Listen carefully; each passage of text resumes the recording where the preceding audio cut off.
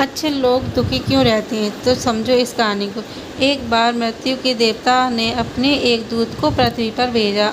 एक स्त्री मर गई थी, उसकी आत्मा को लाना था। आदेश पाकर देवदूत आया, लेकिन वहां जाकर वह बेहद चिंता में पड़ गया, क्योंकि 3 छोटी-छोटी लड़कियां, वो भी जुड़वा, एक अभी भी उस मृत शरीर से लगी थी, एक चीख रही थी, पुकार कर रही थी, और एक रोते-रोते सो गई थी।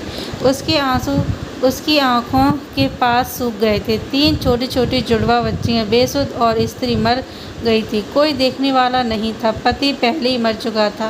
परिवार में और कोई भी नहीं था। इन तीनों छोटी बच्चियों का क्या होगा? उस देवदूत को जब यह ख्याल आ गया तो वह बेहद दुखी मन से खाली हाथ वापस लौट गया और बिना उस स्त्री की आत्मा को लिए ही अपने धाम पहुँच गया। उसने जाकर अपने प्रधान देवता से कहा कि मैं न ला सका उस स्त्री की आत्मा को, मुझे क्षमा करें, लेकिन आपको वर्तमान स्थिति का पता नहीं है। 3 जुड़वा मासूम बच्चियां हैं, छोटी-छोटी, दूध पीती। एक तो अभी भी मृत माँ के शरीर से लगी है और एक रोते-रोते सो गई। दूसरी अभी चीख पुकार कर रही है, हृदय मेरा ना ला सका। क्या यह नहीं हो सकता है कि इस स्त्री को कुछ दिन और जीवन दान दे दिया जाए? कम से कम ये बेसहारा लड़कियां थोड़ी बड़ी तो हो जाएं, क्योंकि इस दुनिया में अब उन्हें कोई देखने वाला नहीं है।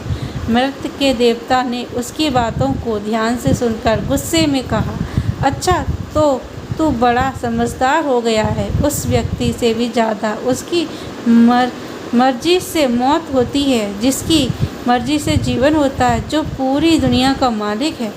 तो तूने अपने जीवन में आज पहला पाप कर दिया और इसकी तुझे सज़ा मिलेगी।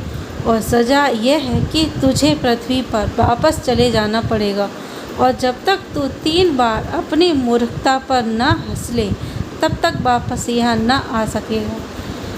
वह देवदूत राजी हो गया दंड भोगने के लिए, लेकिन फिर भी उसे लगा कि सही तो मैं ही हूँ, और तब अपनी मूर्खता पर हंसने का मौका कैसे आएगा? उसे लगा कि ये शायद असंभव है। उस देवदूत को वापस पृथ्वी पर भेज दिया गया। वहीं पास में ही जहाँ देवदूत बेसुध पड़ा हुआ था, एक मोची सर्दियों के दिन करीब आने के कारण कुछ रुपए लेकर अपने बच्चों के लिए गर्म कपड़े और कंबल खरीदने शहर जा रहा था। उसने राह के किनारे एक नंगे आदमी को ही पड़े हुए ठंड में ठिठुरते देखा। यह नंगा आदमी वही देवदूत है जो पृथ्वी पर फेंक दिया गया था। उस मोची को देवदूत की हालत देखकर दया आ गई, और उसने कुछ सोच विचार कर बजाय अपने बच्चों के लिए कपड़े खरीदने के, उस देवदूत के लिए कंबल और कपड़े खरीद लिए। देवदूत के पास न खाने के लिए कुछ था और न ही रहने का कोई ठिकाना। उस पर तरस खाकर मोची ने कहा कि तुम मेरे साथ मेरे घर चलो, और अगर तुम्हें देखकर मेरी पत्नी नाराज़ भी हो जाए तो तुम बुरा मत मानना, क्योंकि बच्चों और परिवार के कपड़े खरीदने के पैसे मैंने तुम्हारे ऊपर खर्च कर दिए।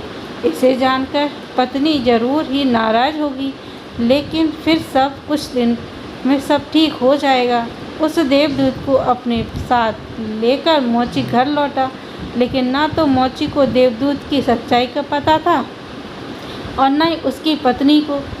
जैसे ही देवदूत को लेकर मोची घर में पहुंचा, उसकी पत्नी एकदम पागल हो गई, बहुत नाराज़ हुई, बहुत चीखी चिल्लाई।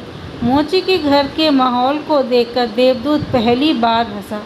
उसे हंसते देख अचरज में मोची कहा, तुम हंसते क्यों हो भाई, क्या बात है? देवदूत ने गंभीरता से कहा, जब 3 बार हंस लूँगा तब सब बता दूँगा, लेकिन फ़िलहाल मुझसे कुछ मत पूछो। दरअसल देवदूत पहली बार इसलिए हंसा क्योंकि उसने देखा कि इस मोची की पत्नी को पता ही नहीं है कि मोची एक देवदूत को अपने घर में लाया है, जिसके आते ही घर में हजारों खुशियाँ अपने आप ही आ जाएंगी और उनके सारे गम दूर हो जाएंगे। लेकिन आदमी देख ही कितनी दूर तक सकता है? पत्नी तो इतना ही देख पा रही थी कि उसने एक कंबल और बच्चों के कपड़े नहीं खरीदे, जो खो गया है वह देख पा रही है, जो मिला है उसका उसे अंदाज़ा ही नहीं है। घर में देवदूत आ गया है, जिसके आते ही हजारों खुशियों के द्वार खुल जाएंगे। इसलिए देवदूत हंसा और उसे महसूस हुई अपनी मूर्खता, क्योंकि मोची की पत्नी अपने भविष्य को नहीं देख पा रही है, जो उसके साथ होने वाला है बहुत जल्दी ही। क्योंकि वह देवदूत था तो कुछ दिनों में ही उसने मोची के सब काम सीख लिए और फिर उस देवदूत के बनाए हुए जूते इतने प्रसिद्ध हो गए कि मोची कुछ महीनों के भीतर ही धनवान हो गया। साल होते होते तो उसकी ख्याति सारे प्रदेश में पहुंच गई कि उस जैसा जूता बनाने वाला कोई भी नहीं है, क्योंकि वह जूते देवदूत बनाता था जो बेहद खूबसूरत हुआ करते थे। सम्राटों और राजाओं के जूते वहाँ बनने लगे। मोची के घर धन की बरसात होने लगी।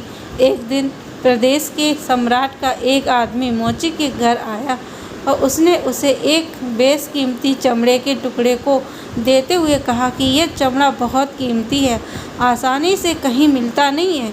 सम्राट के लिए अच्छे जूते बना दो, लेकिन कोई भूल चूक नहीं करना। जूते ठीक बिल्कुल बेहतरीन बनने हैं और ध्यान रखना जूते बनाने हैं, चप्पल नहीं, क्योंकि उस दौर में संभवतः रूप से जब कोई आदमी मर जाता है तब उसे चप्पल पहनाकर मरघट तक ले जाता था। मोची ने भी सम्राट के आदमी की पूरी बात को समझकर देवदूत से कहा कि चप्पल मत बना देना, जूते बनाने हैं, स्पष्ट आज्ञा है और चमड़ा इतना ही है, अगर गड़बड़ हो गई तो हम मुसीबत में फंसेंगे। सम्राट जिंदा नहीं छोड़ेगा। लेकिन पता नहीं उस देवदूत के दिमाग में क्या आया कि उसने एक चप्पल ही बना दिए। बाद में जब मोची ने देखा कि चप्पल बने तो वह क्रोध से आग बबूला हो गया। वह डंडा उठाकर उसको मारने के लिए तैयार हो गया कि तू हमारी फांसी लगवा देगा, और तुझे बार बार समझा कर कहा था कि चप्पल बनाने ही नहीं है, फिर चप्पल किस लिए बनाई। देवदूत फिर खिलखिलाकर हंसा। उसे देखकर मोची हैरान। तभी वही आदमी सम्राट के घर से दोबारा भागता हुआ आया। उसने कहा, जूते मत बनाना, चप्पल ही बनाना, क्योंकि सम्राट की अभी अभी मृत्यु हो गई है। भविष्य अज्ञात है, सिवाय ऊपर वाले के और किसी को ज्ञात नहीं, और नश्वर आदमी तो अतीत के आधार पर निर्णय लेता है। सम्राट जिंदा था तो जूते चाहिए थे, मर गया तो चप्पल चाहिए। उसके बाद तब वह मोची उस देवदूत के पैर पकड़कर माफ़ी मांगने लगा कि मुझे माफ़ कर दे, मैंने तुझे मारा। देवदूत ने कहा, कोई बात नहीं, मैं अपना दंड भोग रहा हूँ, इसमें तुम्हारी कोई गलती नहीं है। लेकिन वह देवदूत आज दोबारा हंसा था। मोची ने फिर पूछा उसके हंसी का कारण। उसने फिर से कहा कि जब मैं 3 बार हंस लूँ तब बताऊँगा। दरअसल वो देवदूत दोबारा हंसा सिर्फ इसलिए कि भविष्य किसी को ज्ञात ही नहीं है।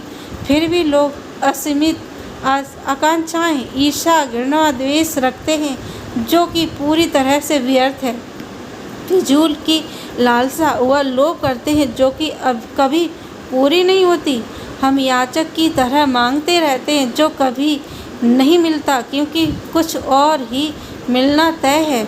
हमसे बिना पूछे हमारी नियति घूम रही है और हम व्यर्थ ही बीच में शोरगुल मचाते हैं, चिंता करते हैं, परेशान होते हैं।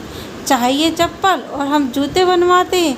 मरने का जब वक्त करीब आ रहा है तब जिंदगी का हम हंगामेदार आयोजन करते हैं। सिर्फ वर्तमान समय ही हमारा है, लेकिन हम भूत और भविष्य के बारे में दिन रात सोचकर बेमतलब ही चिंता में मरे जा रहे हैं। अब उस देवदूत को लगने लगा कि वे बच्चियाँ मुझे क्या पता भविष्य उनका क्या होने वाला है। मैं तो बेमतलब का ही उनके बीच में आया, क्योंकि होनी तो बहुत पहले से ही तय है। कुछ दिनों के बाद एक तीसरी घटना घटी कि एक दिन 3 लड़कियां उस मोची के यहाँ पहुँची। उन तीनों लड़कियों की शादी हो रही थी, इसलिए वे तीनों अपने लिए जूतों के ऑर्डर देने वहाँ गई थीं। एक बूढ़ी महिला भी उनके साथ आई थी जो बहुत अमीर दिख रही थी। देवदूत उन्हें देखकर पहचान गया कि ये वही 3 लड़कियां हैं जिनको वह उनके मृत माँ के पास छोड़कर आया था और जिनकी वजह से वह दंड भोग रहा है। वे सब वर्तमान में बहुत स्वस्थ और सुंदर दिख रही थीं। उसने जानना चाहा कि क्या हुआ, उनके साथ ये बूढ़ी औरत कौन है। अब बूढ़ी औरत ने सब कुछ बताना शुरू किया। उसने कहा कि ये 3 बच्चियां मेरी नहीं हैं। इनके जन्म के दौरान भूख और अभाव के कारण माँ के शरीर दूध नहीं था और ये 3 बच्चियां जुड़वा इनकी माँ इन्हें दूध पिलाते पिलाते ही मर गई। जब मैंने इन्हें देखा तो मुझे इन अनाथ बच्चियों पर दया आ गई। मेरे कोई बच्चे नहीं थे, इसलिए मैंने इन तीनों बच्चियों को गोद ले ली। बूढ़ी महिला ने अपनी बात को आगे बढ़ाई और कहा कि अगर आज भगवान की कृपा से इनकी माँ जिंदा रहती तो भी शायद ये तीनों बच्चियाँ गरीबी, भूख, दीनता और दरिद्रता में बड़ी होती। माँ दुर्भाग्यवश भले ही मर गई हो, फिर भी ये तीनों बच्चियाँ बहुत बड़े धन, वैभव व संपदा में पली और अब मेरे बाद सारी संपदा की यही तो 3 मालकिन हैं। फिलहाल इन तीनों का एक सम्राट के परिवार में विवाह हो रहा है। देवदूत फिर तीसरी बार हंसा और विस्तार से मोची को उसने फिर पूरी घटना बताई। उसने कहा, भूल मेरी थी, नियति बड़ी है और हम उतना ही देख पाते हैं जितनी समझ है, लेकिन जो कभी नहीं देख पाते बहुत बृहद विस्तार है उसका। मैं अपनी मूर्खता पर 3 बार हंस लिया हूँ। अब मेरा दंड पूरा हो गया और अब वापस जा रहा हूँ। उसके बाद देवदूत को अपनी गलती का एहसास हुआ और वह वापस अपने धाम लौट आया। दोस्तों, वीडियो आपको कैसी लगी कमेंट में ज़रूर बताएं। साथ ही वीडियो को सब्सक्राइब भी करें, लाइक करना ना भूलें। Thank you.